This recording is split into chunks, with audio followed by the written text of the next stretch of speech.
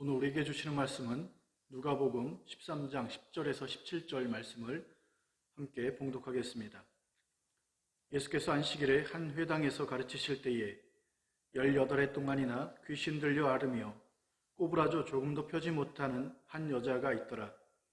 예수께서 보시고 불러 이르시되 여자여 네가 내 병에서 놓였다 하시고 안수하시니 여자가 곧 펴고 하나님께 영광을 돌리는지라. 회당장이 예수께서 안식일에 병 고치시는 것을 분내어 무리에게 이르되 일할 날이 엿새가 있으니 그 동안에 와서 고침을 받을 것이요 안식일에는 하지 말 것이니라 하거늘 주께서 대답하여 이르시되 외식하는 자들아 너희가 각각 안식일에 자기의 소나 나귀를 외양간에서 풀어내어 이끌고 가서 물을 먹이지 아니하느냐. 그러면 18해 동안 사단에게 매임바 된 이 아브라함의 딸을 안식일에 이 매임에서 푸는 것이 합당하지 아니하냐. 예수께서 이 말씀을 하시매 모든 반대하는 자들은 부끄러워하고 온 무리는 그가 하시는 모든 영광스러운 일을 기뻐하니라. 아멘. 오늘 말씀 제목은 무엇이 합당한 일인가 라고 하는 말씀으로 함께 은혜를 나누고자 합니다. 주님께서 한 회당에서 가르치실 때 18년 동안 귀신 들려 허리를 펴지 못하는 여자를 보시게 됩니다.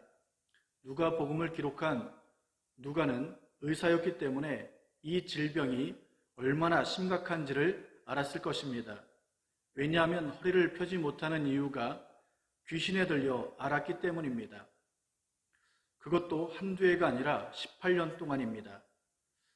18년 동안이라고 하는 것은 시간이 흐른다고 저절로 해결될 일이 아니며 또한 이 고통에서 벗어나고자 나름 18년 동안 애를 썼다 할지라도 고치지 못했음을 의미하는 것입니다. 그렇기 때문에 그녀는 육적으로, 심리적으로, 영적으로 얼마나 힘들었을지 누구나 짐작할 수 있는 것입니다. 귀신 들려 겪는 고통이기에 세상 그 어떤 의원도 해결할 수 없는 일이었습니다. 그래서 그가 회당에 있었다는 것은 오직 이 문제는 하나님만이 해결해 줄 수 있다는 믿음을 가진 것을 의미하기도 합니다. 이미도 주님에 대한 소문과 역사하심을 들은 자들이라면 회당에서 주님께서 말씀을 가르치실 때 주님의 역사를 기대했을 것이고 특히 질병에 시달리던 자들은 그 질병에서 고쳐진 은혜가 있기를 사모했을 것입니다. 그런 중에 주님은 그 여인을 보셨습니다. 여기서 보았다는 것은 첫 번째, 그녀가 주님을 향한 기대와 사모함에 대한 믿음을 보셨다는 말이기도 합니다. 왜냐하면 그녀가 주님께 도와달라고 간청한 모습이 없기 때문입니다. 둘째, 주님이 그녀를 긍휼히 여기셨다는 말이기도 합니다. 비록 그녀가 믿음을 가지지 못했다 하더라도 성경에 보여지는 주님은 언제나 병자를 긍휼히 여기셨고 불쌍히 여기심으로 고쳐주셨기 때문입니다. 주님이 부르신 그녀에게 내가 내 병에서 놓였다고 말씀하고 안수하니 놀라운 역사가 일어나게 됩니다. 꼬부라졌기에 땅만 보고 살았고 누워도 편히 누울 수 없던 그렇게 힘들었던 그녀의 허리가 펴진 것입니다. 여기서 꼬부라진 허리가 펴졌다는 것은 단지 허리만 고쳤다는 의미가 아니라 그녀를 붙잡고 있던, 그녀를 괴롭게 했던 귀신에게서 노임을 받았다는 것도 의미합니다. 이처럼 귀신으로부터 노임받은 그녀는 하나님께 영광을 돌립니다. 하지만 문제는 회당장의 반응이었습니다. 회당장이란 회당 안에서 일어나는 모든 일에 대한 책임을 가진 자입니다. 이런 회당장이 안식일에 병 고치는 것에 분노하며 여세 동안에 고침을 받되 안식일에는 하지 말라고 말하고 있는 것입니다. 이렇게 말하는 이유가 무엇입니까? 당시 안식일에 병을 고친다는 것은 율법을 어긋나는 일로 안식일을 범하는 일로 여겨졌기 때문입니다. 이에 주님은 그들을 향해 외식하는 자라고 책망하십니다. 여기서 외식이란 위선과 가증스러운 거짓을 말하고 음식을 담아야 할 그릇에 겉을 닦지만 정작 안은 닦지 않는 모순된 것을 가리키는 것입니다. 주님께서 이렇게 꾸짖는 이유가 무엇입니까? 그들은 안식일에 외양간에 묶어두었던 소나 나귀를 풀어 물가로 끌고 가 물을 먹였습니다. 그렇게 한 이유가 뭐냐면 자기 재산의 일부인 짐승들이 물을 먹지 못해 죽을 것을 걱정했기 때문입니다.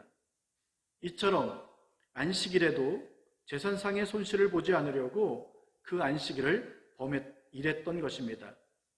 그런데 아브라함의 자손임을 자처하는 너희가 아브라함의 자손으로 18년 동안 사단에게 매여 고통받는 자를 안식일에 사단의 손에서 풀어주는 것이 합당치 않냐고 주님께서 말하고 있는 것입니다. 이에 모든 반대하는 자들이 부끄러워했다고 성경은 기록합니다. 여기서 부끄럽다라고 하는 것은 상당히 수치스럽고 부끄럽고 망신을 당하는 것을 의미합니다. 하지만 온 무리는 주님이 하는 영광스러운 일로 기뻐하는 것입니다. 이 사건을 통해서 주시는 메시지가 무엇일까 생각해 보면 첫째, 주님의 심판이 있다는 것입니다. 이 땅에서 거짓과 위선 그리고 기득권을 가지고 자신의 목소리를 높이고 다수의 세력으로 자신이 옳다고 주장했던 그릇된 일에 대해 주님은 분명히 그 잘못된 일을 드러내시고 바깥 어두운 곳에 던짐으로 술 피우는 일이 있게 하신다는 것입니다. 하지만 신실된 믿음으로 말씀을 지키며 바르게 살아간 자들은 그날에 주님으로 인하여 큰 기쁨을 얻게 된다는 메시지를 주고 있습니다. 둘째, 성전에서 보여줘야 할 합당한 일이 뭔가를 가르쳐주고 있습니다. 합당하다는 것은 기준에 맞고 도리에 맞는 것을 의미합니다. 예수께서 안식일에 행하신 일에 회당장이 분을 내며 안식일을 범하지 말라고 가르쳤습니다. 이것은 물론 회당장이 하나님을 더 잘 섬기기 위해 율법을 일상에서 더 잘 지키기 위해 만들어진 장로들의 유전과 규례에 근거한 것입니다. 문제는 이 근거로 주님이 안식일을 범했다고 말하지만 정작 안식일의 주인 되신 주님을 깨닫지는 못한 것입니다. 안식일의 주인 되신 주님을 깨닫지 못하니 그들은 종에 불과했음에도 주인처럼 그들이 결단하고 결정한 일은 그것이 주인의 일처럼 여겨졌던 것입니다. 그러니 그들은 스스로 외양간에 소와 나귀는 끌고 나와 안식일에 물을 먹이는 일은 예외로 만들었고 이것이 합당했다라고 주장했던 것입니다. 하지만 정작 하나님의 자녀들이 은혜를 사모하고 사단의 매임에서 풀어져 자유케 되면 온당치 못하다라고 주님께 도전하게 된 것입니다. 이 안식일의 주인 되신 주님께서 안식일과 성전에서 반드시 있어야 할 합당한 일이 뭔가를 가르쳐 주고 있습니다. 그것이 무엇입니까? 성전에는 반드시 자유가 있어야 합니다. 성전에는 반드시 치유가 있어야 합니다. 성전에는 반드시 찬양이 있어야 합니다. 그리고 말씀이 있어야 합니다. 하나님께서 주신 말씀 앞에 부끄러움을 당하고 수치를 느끼며 마침내 회개하고 돌이켜야 합니다.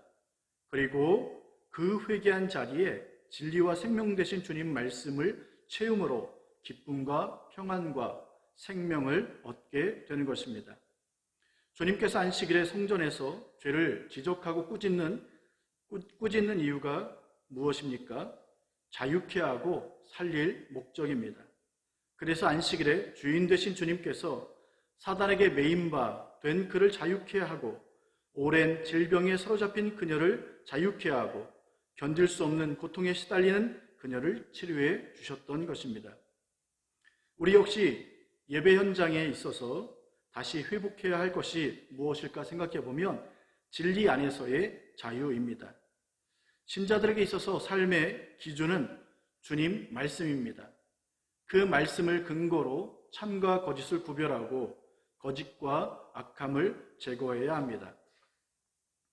그리고 주님 말씀은 우리에게 위로와 격려를 주시고 또 용기와 힘을 주시기 때문에 이 생명의 말씀을 영의 양식으로 삼고 살아야 합니다.